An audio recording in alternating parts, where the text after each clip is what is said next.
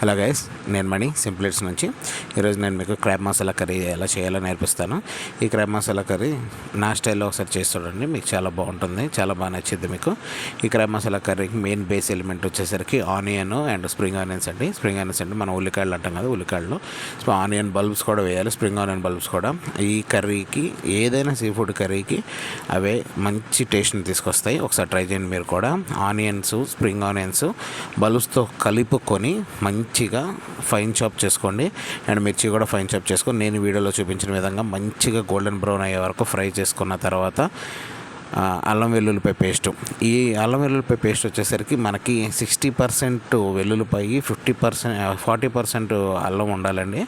వెల్లుల్లిపాయ అనేది sea food ఐటమ్స్లో compulsory ఎక్కువ ఉండాలి, అదే మంచి ఫ్లేవర్ని తీసుకొస్తుంది. అండ్ నెక్స్ట్ టమాటా కూడా మంచిగా ఫైన్ చాప్ చేసుకొని అల్లం వెల్లుల్లిపాయ పచ్చివాసన పోయిన తర్వాత టమాటా మంచిగా ఫ్రై చేసుకోండి. టమాటా మంచిగా ఫ్రై అయ్యేటప్పుడు కొంచెం పసుపు వేసుకొని మంచిగా ఫ్రై చేసుకోండి. మంచిగా ఫ్రై అయిన తర్వాత అడుగు పట్టకుండా కొంచెం జాగ్రత్తగా మంచిగా తిప్పుకోండి. దీంతోపాటు మనకి ఎప్పుడు కూడా కర్రీ ఎప్పుడు చేసుకునేటప్పుడు కూడా మనకి వేడి నీళ్ళు దగ్గర అందుబాటులో ఉండేటట్టు చూసుకోండి. వేడి నీళ్ళు అనేవి మనం కర్రీ చేసుకునేటప్పుడు ఎప్పుడు కూడా దగ్గరలో ఉండాలని, అప్పుడే కర్రీ అనేది మంచిగా ఉంటుంది. ఎప్పుడు కూడా కర్రీ చేసుకునేటప్పుడు చల్ల నీళ్ళు పోసుకోకూడదు.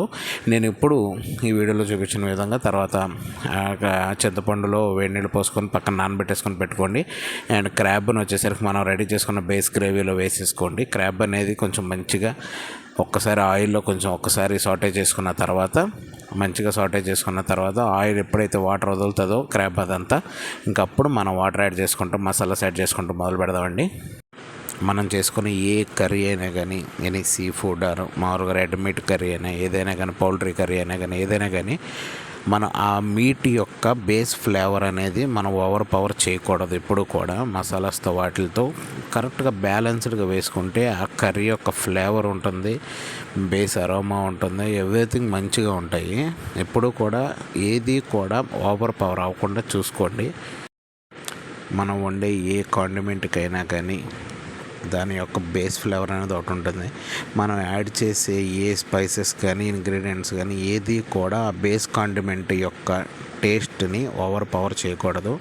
ఆ ఫ్లేవర్ అనేది మనం బయటికి తీసుకురావాలి. ఆ ఫ్లేవర్తో పాటు ఇవి కాంప్లిమెంట్గా ఉండాలి తప్ప ఎప్పుడు కూడా ఓవర్ పవర్ చేయకూడదు. సో ఏది యాడ్ చేసుకున్నా కానీ మనం ఇచ్చే బేస్ కాండిమెంట్ యొక్క ఫ్లేవర్ని అవి డెఫినెట్గా ఓవర్ పవర్ చేయకుండా చూసుకోండి. మంచి టేస్ట్ ఉంటుంది, మంచి ఫుడ్ ఎక్స్పీరియన్స్ ఉంటుంది కూడా.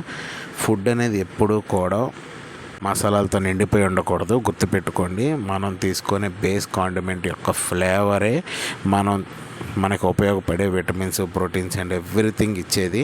దాన్ని మనం మిగతా వాటితో ఓవర్ చేస్తే ఇంకా అది ఓవర్ చేసినట్టే ఉంటుంది. అది నేను ఈ సీ ఫుడ్కి పొడి మసాలా వాడతానండి. ఓన్లీ సీ ఫుడ్కి మాత్రమే వాడతాను ఈ పొడి మసాలా. ఈ పొడి మసాలాలు వచ్చేసరికి చెక్క, లవంగం, యాలక్కాయ, ధనియాలు అండ్ ఎండు గార్లిక్, ఎండబెట్టిన గార్లిక్ కూడా నేను దీనికి వాడతాను. ఇవన్నీ కనుక మంచిగా పొడి కొట్టేసుకొని దాన్ని సీ ఫుడ్ వెరైటీస్ దేంట్లో వేసుకున్న మంచి టేస్ట్ వస్తుంది.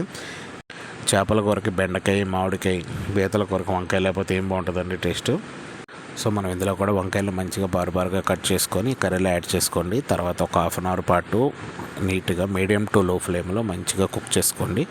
అంత కుకింగ్ అంతా అయిపోయిన తర్వాత ఆయిల్ పైకి తెలిపోయినాక నేను చెప్పిన పొడి మసాలా ఇందులో యాడ్ చేసుకోండి. అండ్ ఇంకా ఫైనల్ టచ్గా మన కరివేపాకు, కొత్తిమీర ఇవి యాడ్ చేసుకొని మంచిగా ఒకసారి కలిపేసుకొని ఇంకా మనం బంద్ చేసేసుకోవచ్చు స్టవ్ని. స్టవ్ బంద్ చేసుకున్న తర్వాత ఒక్క హాఫ్ అన్ అవర్ పాటు దీన్ని రెస్ట్కి వదిలేయండి. ఆ తర్వాత తినండి, టేస్ట్ ఎక్సలెంట్గా ఉంటుంది.